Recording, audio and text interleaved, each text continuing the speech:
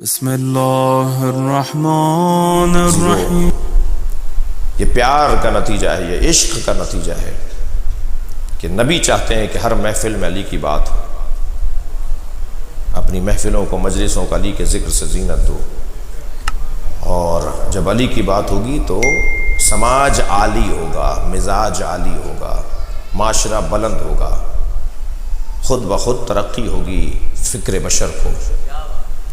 صرف اور صرف میں اگر مولا علی کے کلام نہج البلاغہ کو پڑھ لوں جو میری دسترسی میں ہے، تو آپ خود محسوس کریں گے کہ ہم فکری طور پر کتنے بلند ہوتے جا رہے ہیں۔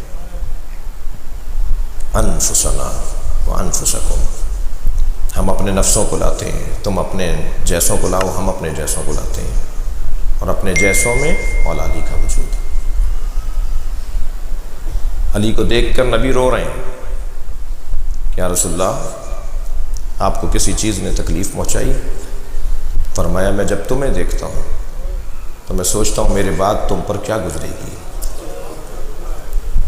اے علی، ہاتھ پکڑ کر کہا علی مجھ سے وعدہ کرو، میری وجہ سے تمہیں تکلیفیں اٹھانا پڑیں گی مگر تم تلوار نہیں اٹھاؤ گے۔ یا رسول اللہ، اللہ اور اللہ کا رسول جو چاہتا ہے وہی ہوگا۔ کہ علی وعدہ کرو تمہاری زوجہ پہ ہاتھ اٹھایا جائے گا مگر تم بدلہ نہیں لو گے۔ فرماتے ہیں اگر میں نے رسول اللہ سے عہد نہ کیا ہوتا،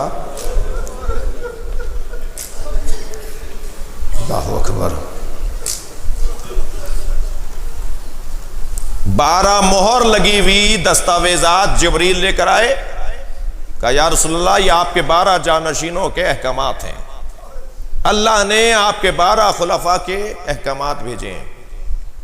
مولا علی نے اپنے حصے کا کھولا، باقی امام حسن کو دے دیے، امام حسن نے اپنے حصے کا کھولا امام حسین کو۔ ہر امام اپنے اپنے حصے کے احکامات جو اللہ کی مشیت ہے، جو اللہ ان سے چاہتا ہے، انہیں بتا دیا کہ کیا ہونا ہے، تمہیں کیا کرنا ہے، وہ کھولتے تھے اور اس حکم کے مطابق اپنی امامت کے ایام کو گزارتے تھے۔ علی کو پہلے سے پتا تھا، یہ بچہ پوچھتا ہے اس وقت علی کہاں تھے جب دروازہ گر رہا تھا؟ علی وہیں تھے، علی دیکھ رہے تھے، یہی تو امتحان تھا نا علی کا۔ فرماتے ہیں یا علی تلوار نہیں اٹھاؤ گے؟ بیٹھے ہوئے تھے، کھڑے ہو گئے، آنکھوں میں آنسو بھر کے کہا اچھا یہ ہے نا ذہن میں میرے بچوں اور جوانوں کے کہ مولا علی غیرت مند بہت تھے۔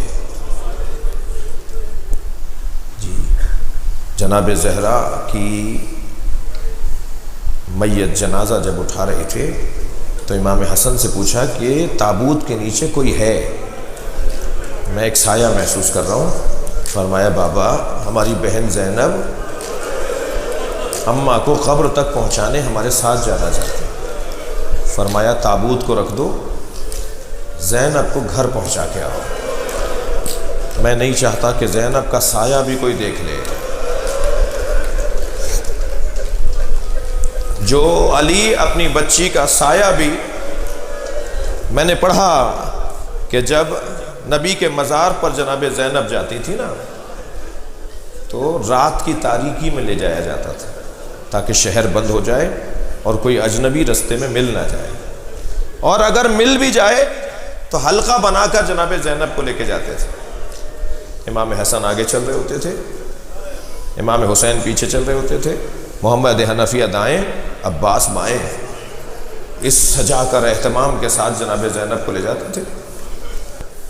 مولا علی کہاں تھے؟ مولا وہیں تھے، مولا دیکھ رہے تھے۔ تبھی تو مولا کو اول مظلوم کہا گیا ہے، سب سے بڑا مظلوم علی۔ اللہ اکبر۔ ایک صاحب کہنے لگے میں نے اپنی زوجہ کو ایک تماچا مارا، ہمارا جھگڑا چل رہا تھا، انہوں نے مجھے پھر ایک جملہ کہہ دیا، میں نے غصے میں آ کر اپنی زوجہ کو ایک تھپڑ مار دیا۔ 3 دن کے بعد مجھے احساس ہوا کہ مجھے مارنا نہیں چاہیے تھا، تو میں نے اپنی بیوی سے، وہ فرماتے ہیں میں نے اپنی بیوی سے معافی مانگی، مجھے معاف کر دو، میں نے تم پہ ہاتھ اٹھایا۔ تو کہنے لگے میری زوجہ مجھ سے کہتی ہے آئندہ کبھی ایسا ہو تو اتنا خیال کیجیے گا میرے بچوں کے سامنے نہ ماریے گا۔ جب آپ مار رہے تھے میری بیٹی دیکھ رہی تھی، وہ 3 دن سے بخار میں ہے اور کہتی اماں آپ کو بابا نے مارا۔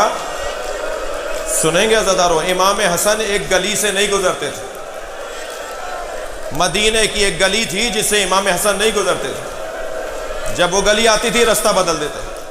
کسی نے پوچھا مولا آپ اس گلی سے کیوں نہیں گزرتے؟ فرمایا میری ماں زہرا پر ہاتھ اٹھایا گیا۔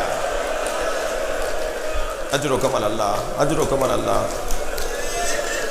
اللہ کسی غم میں نہ رلائے، سوائے غم اہل بیت میں ہمیں رونے رلانے والوں نہ قرار دے۔